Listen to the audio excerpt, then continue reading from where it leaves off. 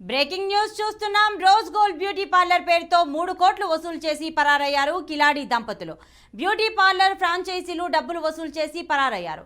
నిందితులు సమీనా, ఇస్మాయిల్, జెసికా గతంలోనూ chit fund పేరుతో కోట్ల రూపాయలు వసూలు చేసినట్టుగా అభియోగాలున్నాయి. మెదక్, సంగారెడ్డి, సిద్దిపేట, కామారెడ్డి జిల్లాల్లో వందల సంఖ్యలో బాధితులు వీరి మోసానికి బలయ్యారు. హైదరాబాద్లోని ప్రగతి నగర్లో హెడ్ ఆఫీస్కి వెళ్లగా తాళం వేసి ఉండడంతో మోసపోయామని గ్రహించిన బాధితులు బాచుపల్లి పిఎస్లో ఫిర్యాదు చేశారు. కేసు నమోదు చేసి పోలీసులు దర్యాప్తు చేపట్టారు.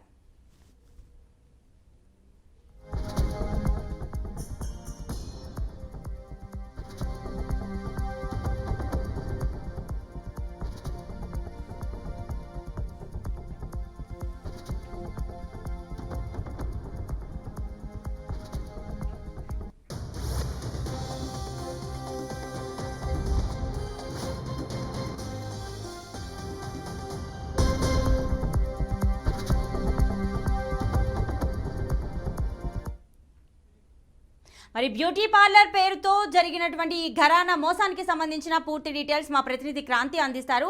క్రాంతి, చెప్పండి, మరి బ్యూటీ పార్లర్ ఫ్రాంచైజ్ పేరుతోనే కాకుండా మరి గతంలో కూడా చిట్ ఫండ్ పేరుతో కోట్ల రూపాయలు వసూలు చేసినట్టుగా కూడా అభియోగాలు ఉన్నాయి. దీని గురించి డీటెయిల్స్ ఏంటి? చూడొచ్చు, ఆలస్యంగా వెలుగులోకి వచ్చిన సంఘటన మాత్రం బాచుపల్లి పోలీస్ స్టేషన్ పరిధిలోనే చోటు చేసుకుంది. ఒక అక్క మరియు బావ, అక్క సమీనా, బావ మరి ఇస్మాయిల్ మరియు చెల్లి జస్మిక, ఈ ముగ్గురు మాత్రం ఇటు యూట్యూబ్ ఛానల్ అంటే సోషల్ మీడియాని వ్యవహరించుకొని యూట్యూబ్లో కావచ్చు, ఎక్స్లో కావచ్చు, ఫేస్బుక్ ద్వారా మన బ్యూటీ పార్లర్కి ఫ్రాంచైజీస్ ఇస్తామే అంటూ కొన్ని ప్రచారాలు చేసేసి దీంట్లో మాత్రం భారీ ఎత్తున ప్రజలు దీంట్లో 3,20,000 మాత్రం కట్టినట్లు సమాచారం అయితే అందుతుంది ప్రతిభ.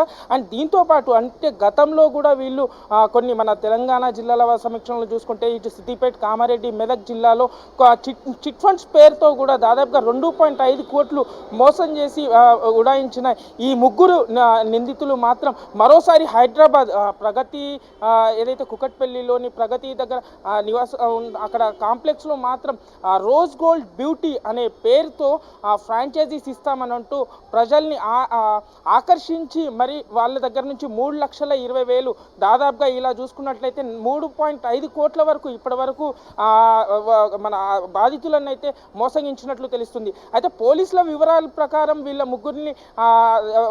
ముగ్గురిని మాత్రం ఇంకా విచారించే ప్రయత్నం, ఎందుకంటే ప్రస్తుతం వాళ్ళు ముగ్గురు కూడా పరారీలో ఉన్నారు. వాళ్ళ మొబైల్ నెంబర్స్ని కూడా ట్రాక్ చేసి వాళ్ళని విచారించే అంటే వాళ్ళని అదుపులో తీసుకునే ప్రయత్నం అయితే పోలీసులు చేస్తున్నారు. ప్రతిభ, క్రాంతి, మరి గతంలో చిట్ ఫండ్ పేరుతో కూడా కోట్ల రూపాయల మోసం చేశారని తెలుస్తోంది. మరి అప్పుడు పోలీసులు ఎలాంటి చర్యలు తీసుకోలేదా?